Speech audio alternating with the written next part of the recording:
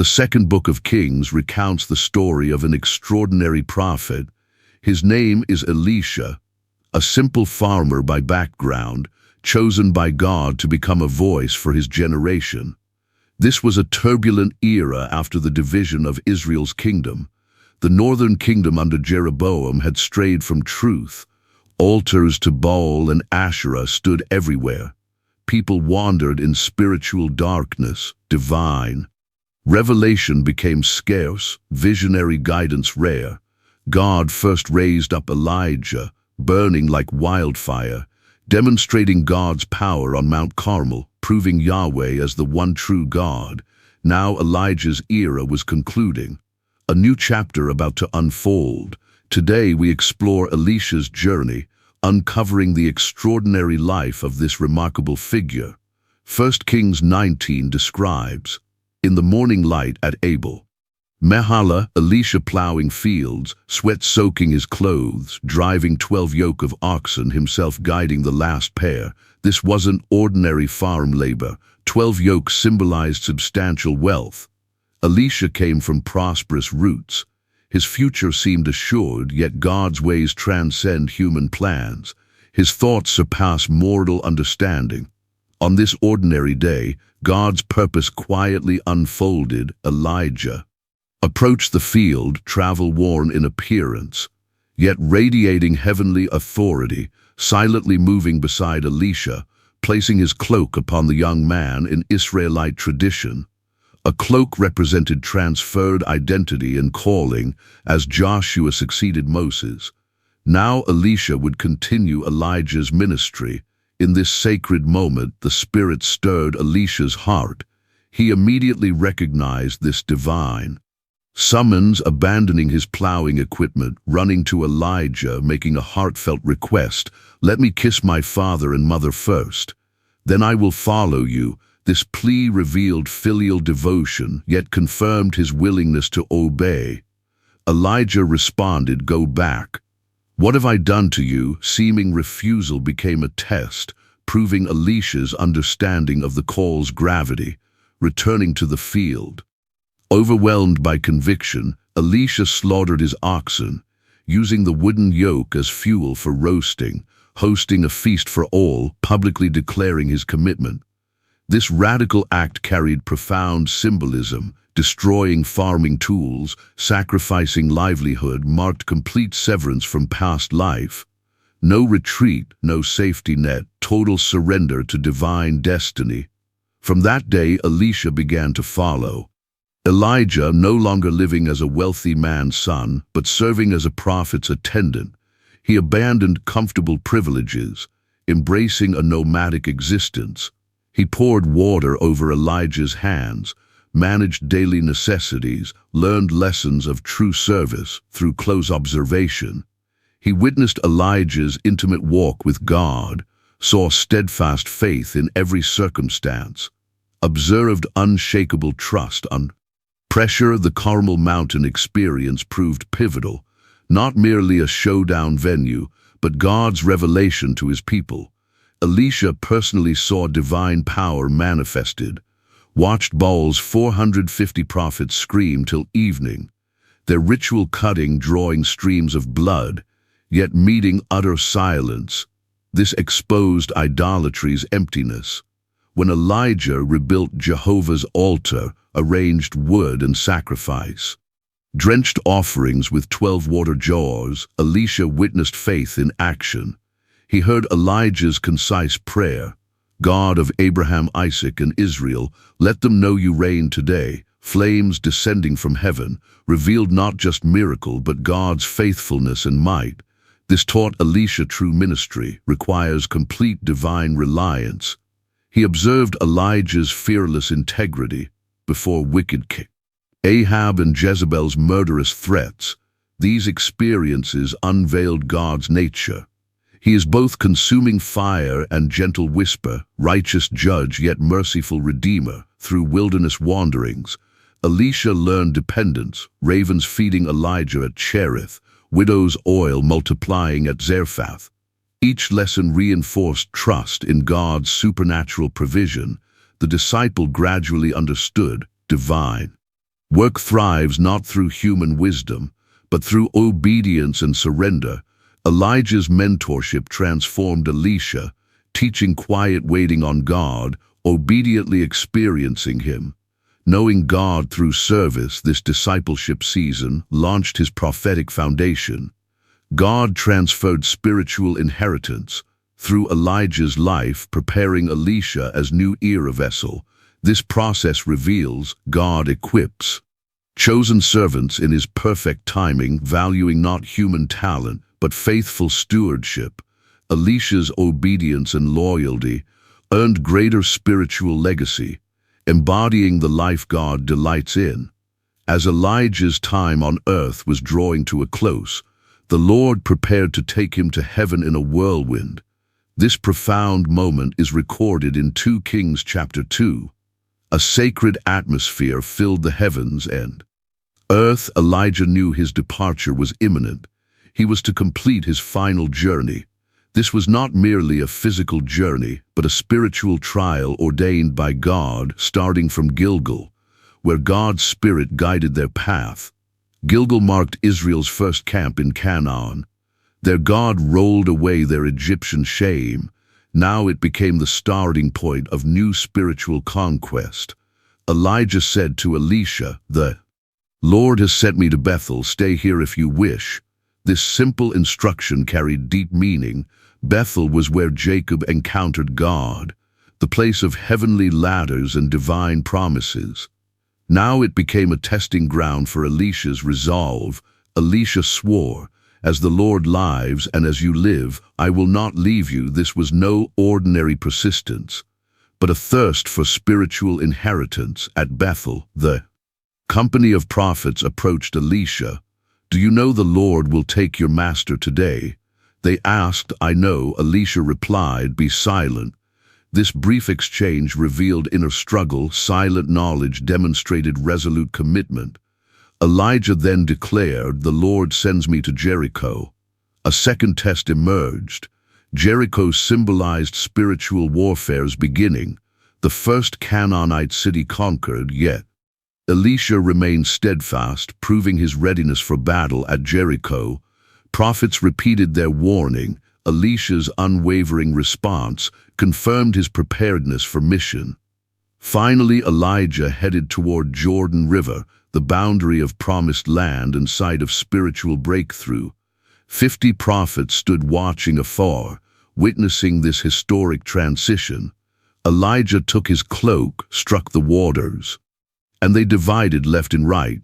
The miracle echoed Moses' Red Sea crossing and Joshua's Jordan River parting, proving God's power spans generations. Across the river, Elijah posed the crucial question, "Ask what I shall do for you before I am taken." Elisha's earth-shaking request followed, "Let a double portion of your spirit be upon me." He sought neither wealth nor status, only spiritual power. For greater stewardship, Elijah responded, "You ask a difficult thing. Yet if you see me taken, it will be yours. If not, it shall not." The final test of faith commenced. As they walked and talked, suddenly a chariot of fire with horses of fire appeared between them. Elijah ascended to heaven in a whirlwind. Elisha saw this, cried out saying, my father, the chariots and horsemen of Israel." This cry held both longing and confession. He witnessed God's glory and recognized the cost of ministry. Elijah's cloak fell to the ground. Elisha picked up this sacred mantle, returned to the Jordan River, facing his first test. Had he truly received the double portion of spirit? He struck the water with Elijah's cloak, cried out, "Where is the Lord God of Elijah?" This plea revealed his faith in divine power. The waters divided left and right. Elisha crossed over. The prophets of Jericho saw from afar, declared, "The spirit resting on Elijah now rests on Elisha." They came to meet him, bowed to the ground before him. At this moment, Elisha officially assumed the prophetic office. The double portion of spirit was not for personal glory, but to fulfill God's mission in darker times. 3 symbolic journeys unfolded from Gilgal to Bethel, marked separation from worldly ways like Israel's exodus into promise from Bethel to Jericho, symbolized spiritual warfare, requiring divine victory from Jericho to Jordan, represented breakthrough through resurrection power. At each stage prophets tested him. Potential turning points emerged. Yet Elisha remained steadfast, proving he understood the cost and treasured the inheritance. He sought double spiritual power, not for personal honor but seeing greater challenges ahead. Israel wallowed in spiritual decline.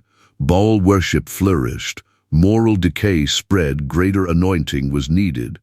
This request flowed from burden and divine understanding. When he saw the fiery chariots, he witnessed heavenly glory and spiritual warfare's reality. Recognizing coming battles, taking Elijah's mantle wasn't merely receiving cloth, but embracing eternal purpose. A generational calling. At Jordan's banks, he faced defining choice. Would God keep his promise, grant the double portion? His cry revealed faith's essence, not in inherited garments, but knowing Yahweh as God. This remains every servant's lesson in days following. Elisha performed mighty miracles. The Book of Kings records Elisha's first major miracle. The people of Jericho came to him saying, "This city's location is favorable, but the water is poisonous, and the land remains barren." This posed a critical issue, threatening the city's survival and prosperity. Elisha instructed them to bring him a new jar containing salt. He went to the water source, poured salt into it, and declared, "In the name of the Lord, I have healed these waters. They will no longer cause death, nor make the land unproductive." This miracle carries profound symbolism. Salt represents purification and preservation. The new jar signifies God's new works. Healing the spring reveals divine solutions at the root. It demonstrates God's concern for practical human needs. He addresses both spiritual matters and environmental challenges affecting daily life. The miracle transformed the entire city. People witnessed God's power firsthand. Their faith became firmly established. From that day forward, Jericho experienced renewed vitality. Elisha cared not only for cities, but also individual suffering. Soon after, a prophet's widow approached Elisha. Her deceased husband left. Debts, creditors demanded his sons as slaves. What a desperate situation. Elisha asked what resources she possessed. She replied only a flask of oil remained. He instructed her to borrow empty jars extensively, not just a few. Shut her door in privacy and pour oil into all vessels. The widow obeyed in faith. Oil kept flowing miraculously until every jar was filled. She sold it to settle debts. With surplus to sustain her family, this miracle reveals God's provision. He protects orphans and widows while teaching faith and obedience. The widow's trust shines brightly. Though possessing nothing, she believed God's promise amid dire circumstances. She followed instructions completely. In Shunem, a prominent woman regularly hosted Elisha. She and her husband prepared a prophet's chamber. Their hospitality captured divine attention. Elisha promised her a son within a year. The prophecy was fulfilled, but the child later died suddenly. The Shunammite woman rushed to Mount Carmel. Clutching the prophet's feet, she declared, "Did I ask my Lord for this son?" Her words carried faith-filled conviction. Elisha sent Gehazi first, but without results. Finally, Elisha came personally, prayed over the child's body until warmth returned gradually. After 7 sneezes, the boy opened his eyes. This resurrection miracle shook the region, proving God's power over death. It foreshadowed Christ's future victory. The Shunammite's hospitality teaches us. She recognized God's servant's needs and served willingly. Her faith endured testing, grew stronger through crisis. Her testimony inspires generations, showing blessings of wholehearted devotion. Yet miraculous gifts demand reverence. Never licensed for presumption at Bethel, Elisha encountered a group of youths. They mocked him, saying, "Go up, bald head." This was not merely contempt for Elisha, but blasphemy against God's authority, for Elisha was God's appointed prophet. He turned and looked at them, then cursed them in the Lord's name. 2 female bears emerged from the woods and tore 42 of them apart. This judicial miracle warns us. Attitude toward God's servants reflects attitude toward God. The consequences of despising God are severe. This event caused tremendous shock, revealing God's holy majesty and teaching the importance of fearing God. This warning remains valid to this day, reminding us to serve God with reverence. Elisha's influence extended beyond spiritual realms. God used him significantly in international affairs, particularly in conflicts between Israel and Aram, demonstrating God's protection over his people. 2 Kings records, on one occasion, the king of Aram waged war against Israel. He discussed military strategies secretly with officers, yet Elisha revealed these hidden plans to Israel's king, saying, "Be cautious, avoid passing through certain areas, for Arameans are descending there." The king of Israel sent scouts who confirmed the warnings. This occurred repeatedly, proving God knows human secrets and safeguards his people's security. The Aramean king grew disturbed, summoned his officers, demanding, "Who among us betrays us to Israel's king?" An officer answered, "My lord the king, none of us does, but Elisha the prophet in Israel tells their king what you speak privately." This reveals God's omnipotent power. He controls nations' destinies. Learning Elisha was in Dothan, the Aramean king sent troops to surround the city. Elisha's servant rose at dawn, saw the encircling forces and chariots, cried out in panic, "My master, what shall we do?" Elisha answered, "Do not fear. Those with us outnumber those with them."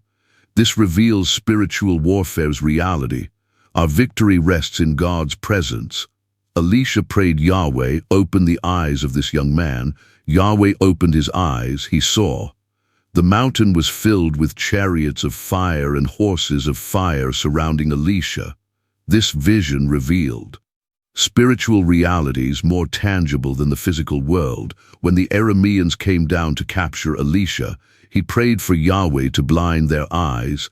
God struck them with blindness. Elisha led them to Samaria.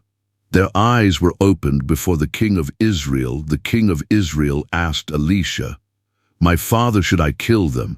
Elisha instructed, "Do not kill them. Provide them food and water. Send them back to their master." This response revealed God's heart to overcome evil with good, to transform enemies with love. The king prepared a great feast. After they ate and drank, he sent them back to Aram. From then on, Aramean raiders stopped invading Israel. This event demonstrated divine wisdom, victory through compassion, not military force. Elisha not only prophesied battles, but provided crucial guidance in national crises. His prophecies about war outcomes gave kings and people unwavering confidence. His words never failed, for they originated from God. During the siege of Samaria, when famine gripped the city, Elisha declared, "By this time tomorrow there will be a turnaround." This prophecy ignited hope in despair. True to the word, God made the Aramean army hear chariot sounds. They fled overnight, abandoning tents and supplies, proving God's faithfulness and sovereignty. The Lord who controls history, Elisha's spiritual counsel proved vital. He taught kings to fear God, to govern according to divine principles. His words carried authority, yet were filled with wisdom and mercy. He discerned when to confront and when to show grace. This wisdom flowed from his intimate walk with God. During Elisha's ministry, Israel faced numerous challenges, yet through his intercession and guidance they overcame adversity.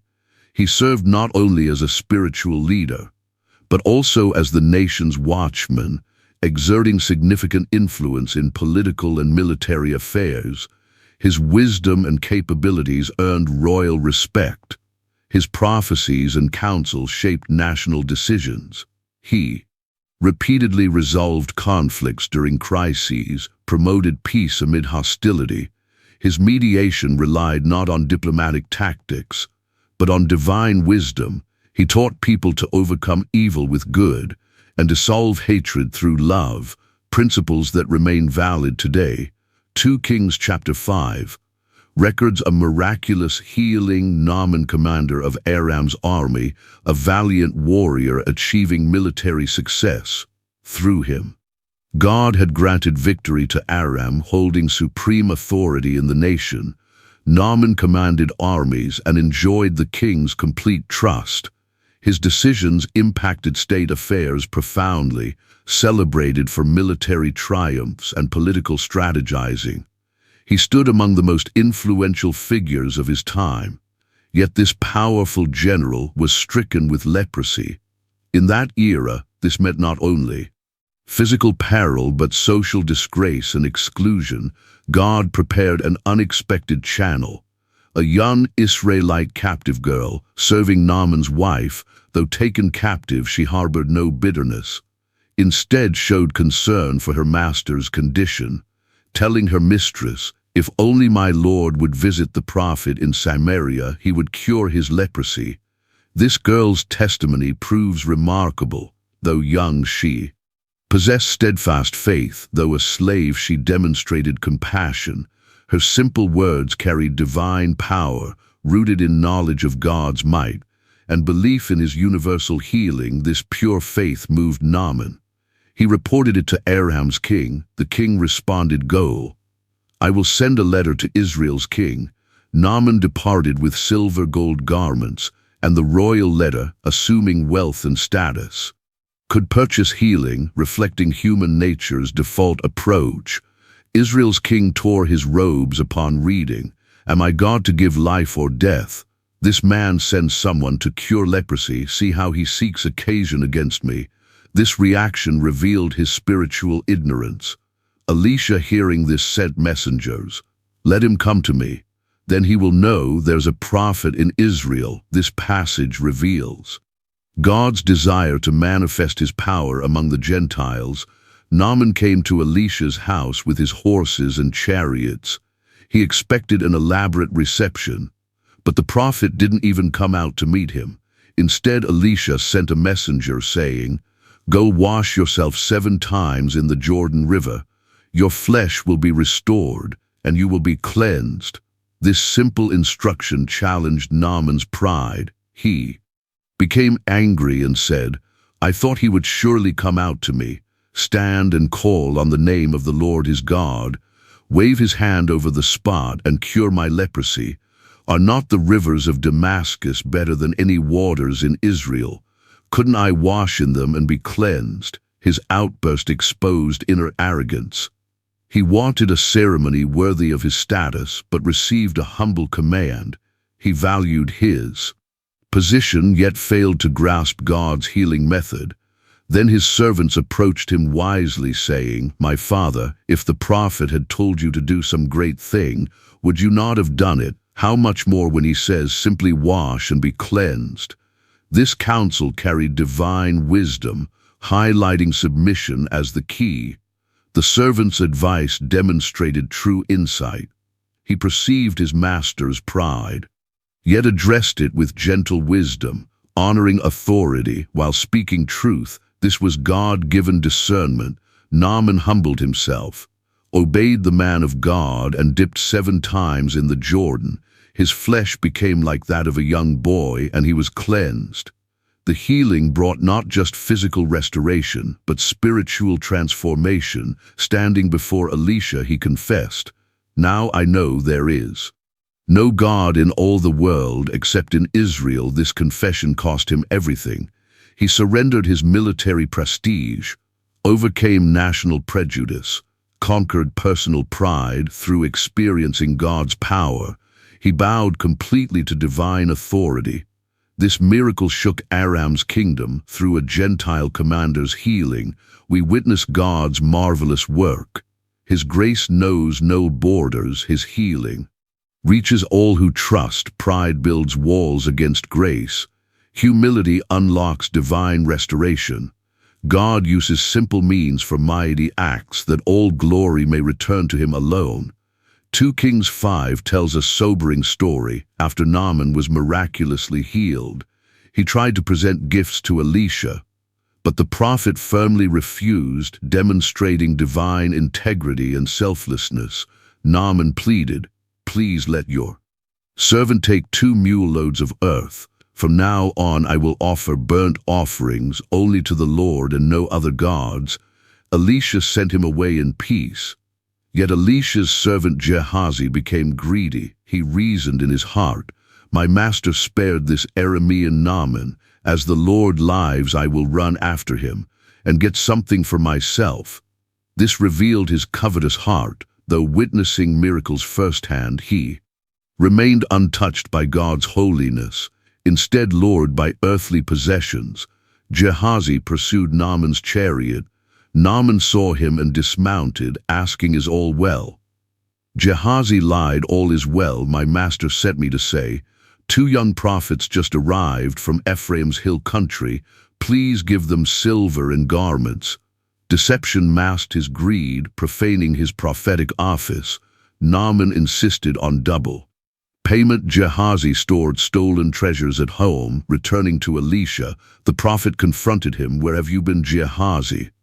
Your servant went nowhere. One lie breeds another. Sin's web entangled him." Elisha declared, "Did my spirit not go with you?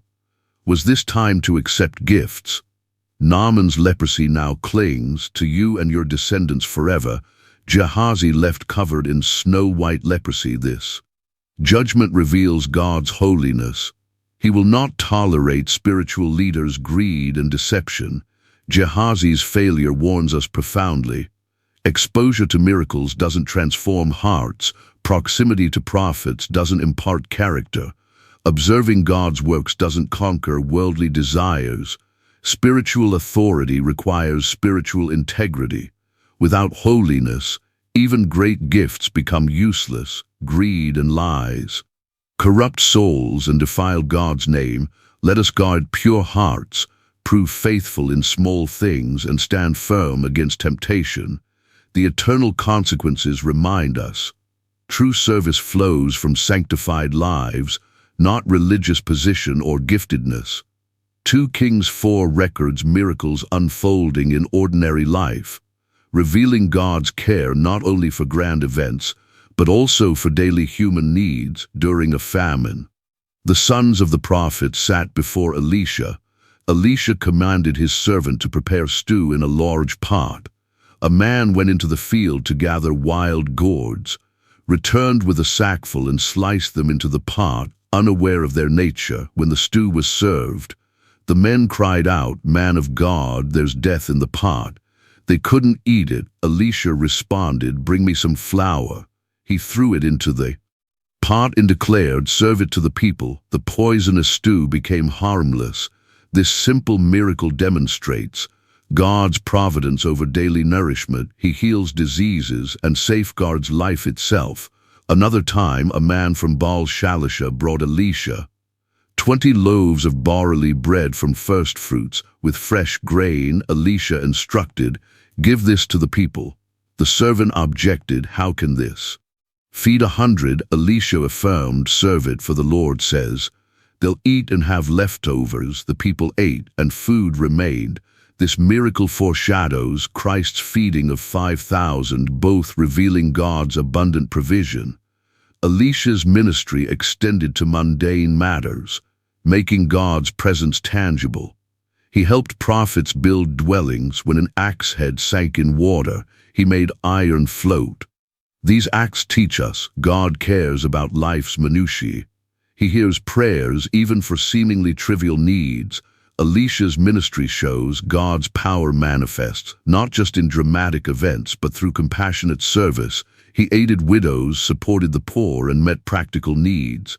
revealing God's heart, the God who dwells among us, invested in every detail. These daily miracles proclaim no aspect of life escapes God's notice. From meals to labor, He walks with us. They teach miracles aren't measured by scale, but by divine presence. Faithfulness in small things often outweighs spectacular displays. Elisha maintained unwavering trust in God through daily routines. His life testified to a profound truth: God is the Lord of ordinary life. He cares about our everyday needs and provides. We require these experiences teach us to encounter God in daily living, to trust Him in small matters, to meet Him in mundane moments.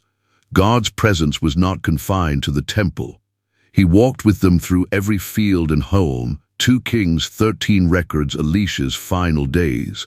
Lying bedridden with illness, King Joash of Israel visited him, addressing him as "my father, the chariots and horsemen of Israel." This title revealed his national significance.